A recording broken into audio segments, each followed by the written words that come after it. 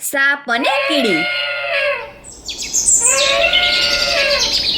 એક સમયની વાત છે।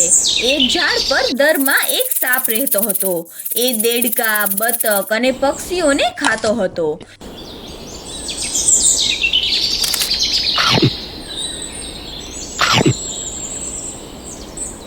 એ દિવસે સૂતો અને રાત્રે શિકાર કરતો હતો। કેટલાક દિવસો પછી એ સાપ મોટો થઈ ગયો અને એ પોતાના દરમાં જઈ ન શકતો હતો અને પછી એમણે વિચાર્યું કે એ પોતાનું દર બદલશે।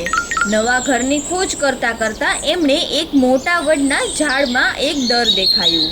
એ ઝાડની નીચે કીડીઓનું ઘર હતું। સાપ ઝાડ પાસે આવ્યો અને બોલ્યો, હવેથી આ ઝાડ પર હું રહીશ। તમારે બધાને આ જગ્યાએથી અત્યારે જ જવું પડશે। એ ઝાડની આજુબાજુ રહેવાવાળા બધા જ જાનવર અને પક્ષીઓ ખૂબ જ ડરી ગયા હતા, પણ કીડીઓને તો કંઈ ફરક જ ન પડ્યો।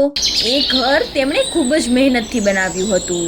બધી કીડીઓ ભેગી થઈને સાપ તરફ ચાલી અને એ સાપને ચારે બાજુથી ઘેરી લીધો અને સાપને બટકા ભરવા માંડે છે।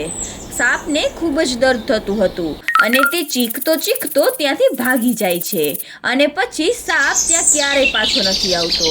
પછી જંગલના બધા પશુ પક્ષીઓ ખુશીથી રહેવા લાગ્યા।